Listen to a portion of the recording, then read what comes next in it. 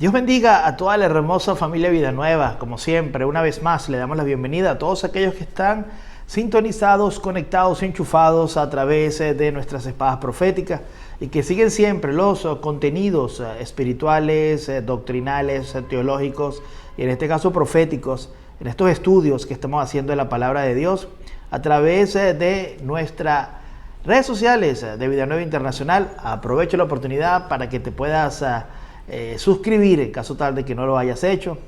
Puedas seguir en Instagram, en Facebook, en Twitter, en YouTube.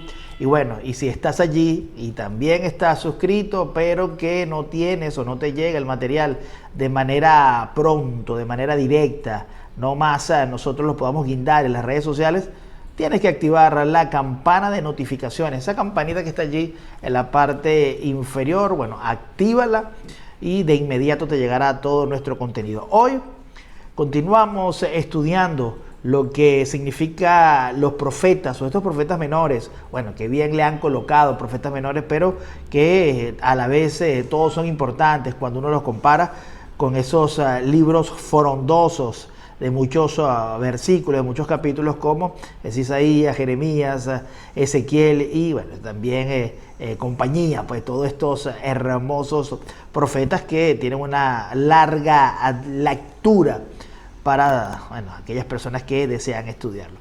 Estamos en los profetas menores, ya directamente hoy vamos a hablar de un personaje esencial, de un profeta maravilloso a la cual quiero mucho por lo que significó, por lo que hizo y por el legado que ha dejado en la palabra de Dios. Todos son importantes, pero creo que Miqueas, hoy vamos a hablar de Miqueas, creo que Miqueas tiene una colocación muy especial. Miqueas fue esa persona que pudo profetizar para los dos reinos, tanto el reino del norte como el reino del sur.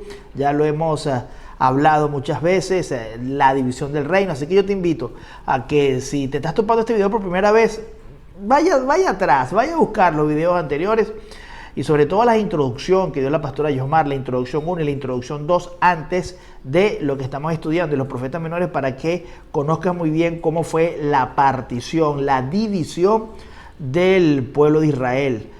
Miqueas profetizó en el reino del norte, en el reino del sur, pero realmente él vivía en una ciudad que se llamaba Moreset, o Morisit. Pero bueno, por allí es el nombre de la Biblia, o el nombre que le coloca la palabra de Dios, el autor le coloca realmente Moreset. Es una ciudad que estaba dentro del reino del sur, dentro de Judá, y allí se desarrolló él como profeta. Su ministerio lo pudo aprender y ejercitar en esa parte, pero que tuvo la virtud, lo había comentado anteriormente, que pudo profetizarle tanto al reino del norte como al reino del sur. Profetizarle acerca de ¿qué? De la destrucción. Le pudo profetizar a los dos del cautiverio. En este caso el reino del sur iba a ser conquistado por las tropas de Nabucodonosor y el reino del norte lo iban a hacer de manos de los asirios, pero ambos iban a ser exiliados, iban a ser invadidos y sus ciudades iban a ser destruidas. Esto básicamente basado en el fundamento real de Israel como tal, por haber dado la espalda a Dios y caer en lo que significa la idolatría y las injusticias entre el pueblo de Dios, entre ellos. Cabe destacar muy puntualmente que profetizó dentro de los reinados, dentro de Judá, donde él estaba, a pesar de que pudo manejarse o profetizar para ambos reinos o ambas monarquías de Israel. Él estuvo bajo el reinado de Jotam, de Acaz y de Ezequías. Tuvo la virtud y la bendición de poder ser profeta de Dios en 3 periodos monárquicos dentro de Judá. Una de las ponderaciones muy importantes es que no hay una fecha real, no hay una fecha que los escritores y los historiadores le puedan dar fundamentalmente a cuál fue la fecha exacta.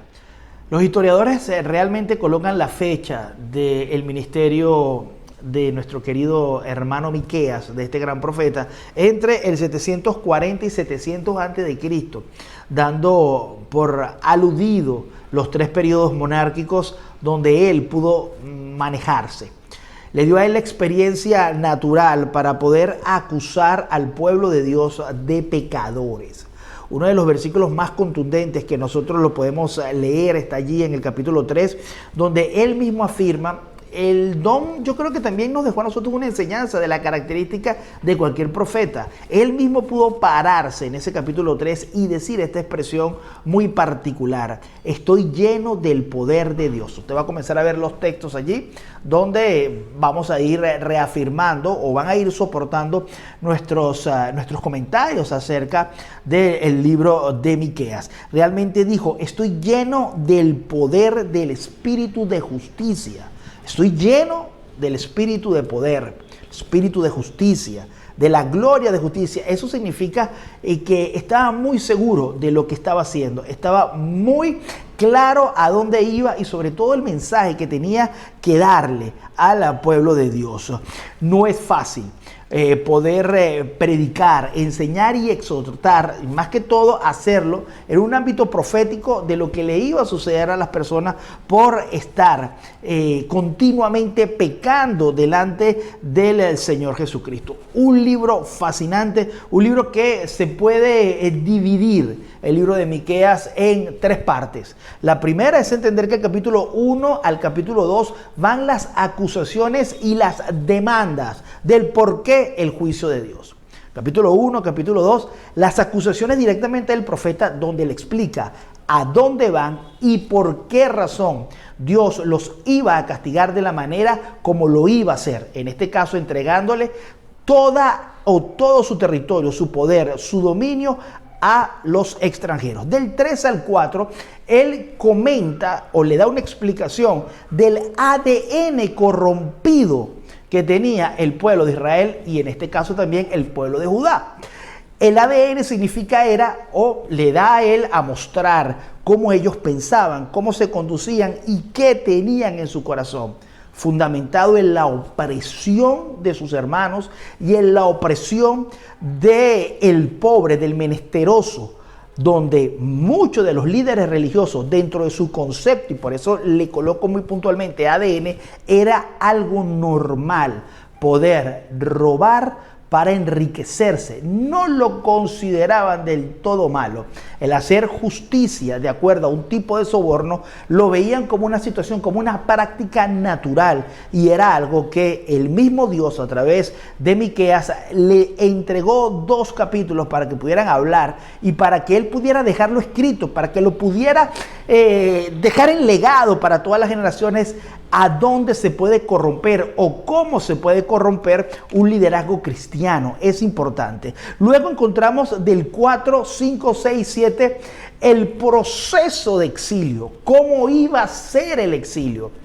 ¿Qué es lo que ellos iban a pasar durante el proceso de exilio? Pero obviamente ya cuando estábamos entrando en los últimos 6, 7, que son los últimos los últimos capítulos del libro de Miqueas, Dios siempre llama a una restauración.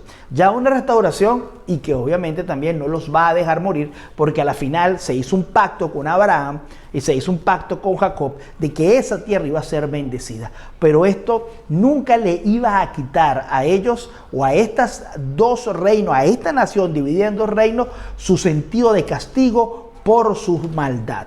Una de las características también que nosotros podemos hacer y aquí reflejar es que Miqueas pudo manejarse a la par con Isaías.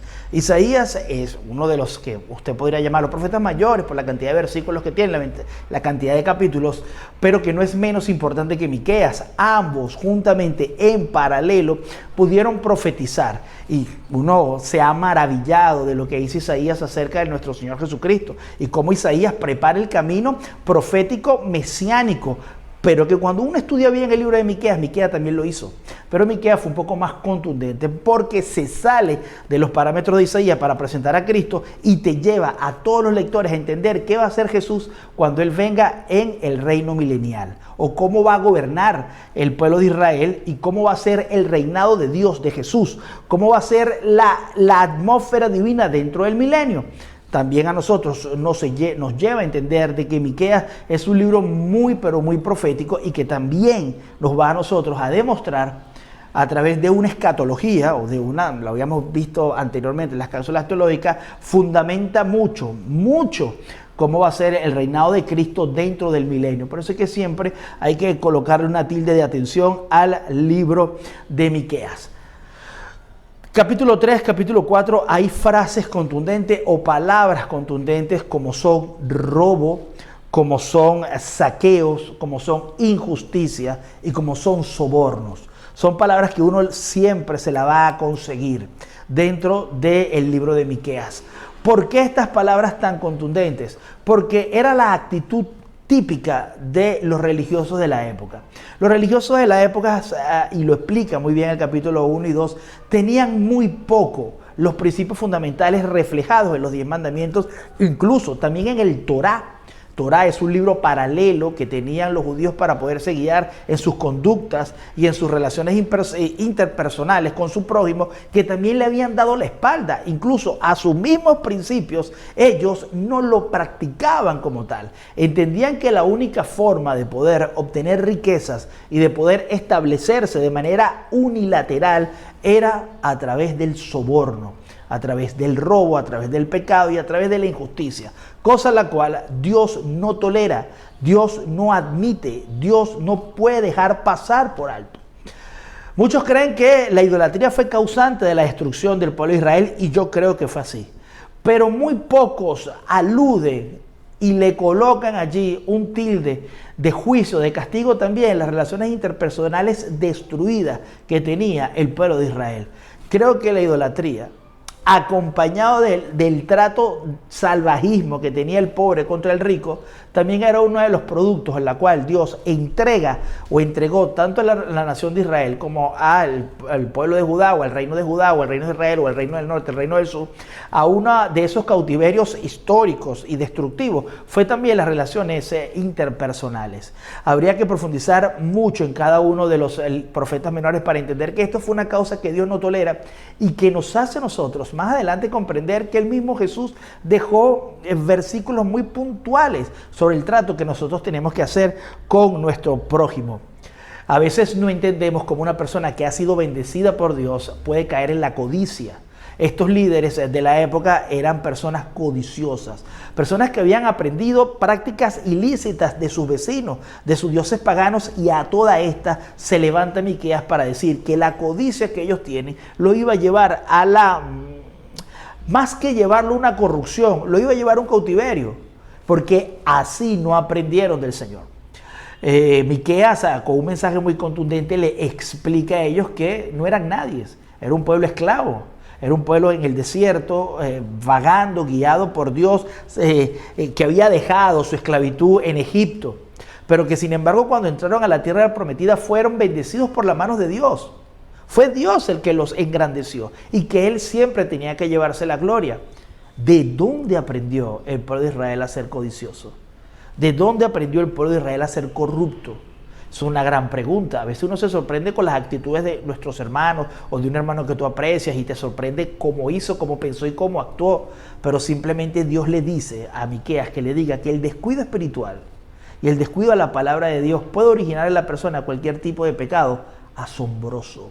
Cualquier tipo de pecado que lo puede llevar incluso a ser peor como era antes. Y aquí es el reflejo de la nación de Israel, cómo había caído para convertirse en una nación corrupta. La aseveración principal habían llegado a un punto tal de degradación que los profetas profetizaban por dinero. Los profetas podían hablar y bendecir a las personas de acuerdo a la cantidad de dinero que ellos podían recibir de esa persona que pedía un favor. El púlpito, colocando una alegoría, es como que si hoy en día los púlpitos fueran manejados a través de una tarifa económica. Sistema religioso corrupto, sistema social corrupto, relaciones interpersonales podridas. El pueblo de Israel había caído en lo más bajo, en las cosas que Dios no le toleraba y que Dios no se la iba a perdonar. A toda esta vemos que era un negocio poder trabajar dentro del ministerio.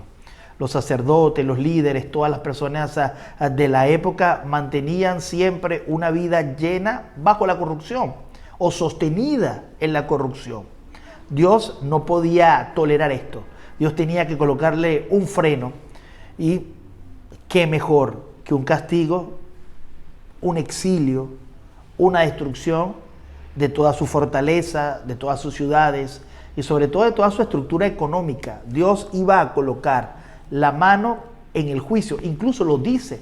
Cuando uno lee estas poesías del libro de Miqueas, entiende que Dios se presentaba como fuego, como eterno, como el Dios poderoso, igual al Sinaí, pero no para hacer un pacto como lo hizo con Moisés, sino ese mismo Dios de fuego, de centellas, de truenos, se iba a presentar, pero para castigar a su propio pueblo. Y nosotros lo vemos allí muy puntual en la palabra de Dios, que con Dios no se puede jugar. Muchos creen que Dios es amor, y a la verdad lo es, pero también dice que es fuego consumidor, y que tarde o temprano todo lo que el hombre siembra, eso lo va a pagar y lo va a cosechar. Pero lo maravilloso del Señor es que Dios siempre va a ser un Dios perdonador. Y en el capítulo 4 al capítulo 5 también habla de que van a ser exiliados, pero que volverán. Que van a ser esparcidos por todas las naciones y que perderán sus tierras y sus casas, pero que serán restaurados. Esto es una de las características importantes que siempre vemos, que Dios castiga, pero Dios restaura. Dios castiga, pero Dios enseña que no lo puedas hacer otra vez como lo venías haciendo, lleno de pecado y lleno de maldad. Y Miqueas es uno de los libros donde se encuentra uno de los textos más maravillosos de toda la palabra. ¿Qué pide Jehová tu Dios? O yo te he mostrado a ti lo que pide Jehová tu Dios. Estoy parafraseando para que me entiendas. ¿Qué dice Dios que debes hacer? Hacer justicia o amar la justicia. Practicar la justicia. Amar, tener misericordia y humillarte ante Dios. Humillarte ante Dios. 3 características que Dios lo pide de cada uno de los cristianos y que se lo pidió a su pueblo. No me interesa tu fortuna, tu manera de proceder, no me interesa la riqueza que puedes tener para decir que eres bendecido o no. Simplemente Dios pide que puedas practicar la justicia. Practícala. Que puedas amar, o sea, enamorarte de ser un misericordioso contra tu prójimo, contra la gente, contra la vida. Porque cuando hablo de contra es porque siempre vamos a ser desafiados en la misericordia. Y obviamente cierra diciendo que te humilles ante Dios. Es uno de los versículos más contundentes que nosotros podemos ver entre el capítulo 6, 7, 5, 6 y 7 del libro de Miqueas, que nos llevan a nosotros a entender que Dios es un Dios perdonador. A la final, Dios va a restaurar a Israel. Ellos, o todo lo que Dios dijo, se iba a cumplir. Pero el castigo venía. Pero a veces muchas personas se hacen esta pregunta: ¿por qué Dios restaura al pecador? ¿O por qué Dios restauró a Israel? Siendo Israel una nación muy pecadora, una nación que se fue atrás de la idolatría, que desobedeció a Dios y que no solamente con eso, sino que entre ellos mismos se comportaban literalmente como animales. Era porque Dios había tenido un pacto, característica número 1, con Abraham. Él sabía, incluso el mismo Miqueas habla acerca de la bendición, de lo que significa poder recordarle a Dios el pacto que hizo con Abraham, que hizo con Jacob, con Isaac, de darle una descendencia y que de esa descendencia naciera el Redentor del mundo o el Salvador del mundo. Característica número 2, por la misma naturaleza de Dios. Dios nos ama sin que nosotros lo quisiéramos amar. Dios nos ama, pero porque nos ama no es que nos perdona nuestros pecados y se olvida de nuestra maldad. Lo va a hacer siempre y cuando las naciones y las personas se arrepientan. Cuando tú te arrepientes, es cuando Dios llega con su restauración y te dice: vamos a comenzar de nuevo, vamos a comenzar desde cero, no me acuerdo de tus maldades. Pero muchos creen que Dios no se acuerda de lo que nosotros hacemos todos los días, cuando no existe un espíritu de arrepentimiento. Quiero decirte de que te llegará el juicio. El juicio va a llegar, porque todo pecado se va a castigar. Esto es una de las puntuaciones más importantes que tiene el libro de Miqueas, porque nos enseña a Dios que para que una persona pueda ser de bendición, tiene que pasar por un proceso de juicio y un proceso de restitución de su corazón y de su vida. Pasar por un proceso de purificación. Todas las naciones, dice el libro de Miqueas en su final, serán bendecidas por Dios. Serán bendecidas por Israel, porque Israel dará el Mesías. y obviamente dará también el Redentor del mundo. Y estas características nos hacen a nosotros entender de que con Cristo estamos completos a pasar o a pesar de las circunstancias difíciles que podamos nosotros encontrarnos en nuestro camino por nuestro propio pecado. Con Cristo siempre seremos vencedores, y el libro de Miqueas nos lleva a nosotros a entender de que Dios nos ama y nos ama de manera extraordinaria, pero que no consiente nuestro pecado, y que si nos castiga por nuestros pecados es para que nosotros nos restauremos y seamos diferentes. Lo más importante es llegar a conocer a Dios y su misericordia, pero la misericordia de Dios a la final, explicado por el libro de Miqueas, siempre va a llevar a un castigo por el pecado.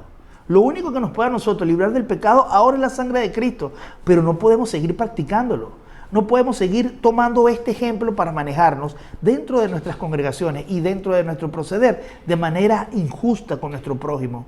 Eso traerá consecuencias. Eso traerá a nosotros juicio, por más de que hayamos aceptado a Cristo o creamos en Cristo. Lo importante, lo dice Él, debemos practicar la misericordia, amar la justicia y sobre todo ser humilde delante de Dios. Para uno poder ser de bendición a otras personas, uno tiene que estar limpio y uno tiene que estar apto y sobre todo uno tiene que estar purificado. Y a veces las experiencias que nosotros podemos tener en nuestras vidas, como la tuvo Israel, en muchos casos sirven para aprender a no volverlo a hacer. Dios podía haberlos perdonado, pero ellos no quisieron arrepentirse. Dios podía haberle evitado el exilio, porque Miqueas se lo dijo, pero ellos no le hicieron caso al profeta. Ahora, ellos tuvieron que pasar por el juicio, porque si Dios no lo mete a ellos en el exilio y no lo mete en la destrucción por sus pecados, el mismo Dios fue injusto con su palabra. Dios no tolera el pecado. Y nosotros tenemos que evitar el pecado en nuestras vidas. Porque estos ejemplos de que el pueblo de Dios, la nación de Dios, por ser injusta entre ellos mismos, avaros, codiciosos, corruptos, y también por practicar la idolatría, fueron sentenciados al pecado. Así que yo te invito a que leas el libro de Miqueas nuevamente y que te sirva como experiencia para tener un corazón humilde delante de Dios y delante de tu prójimo. Dios te bendiga y Dios te guarde. Desde la República Dominicana, Pastor Luis Ernesto Ojeda.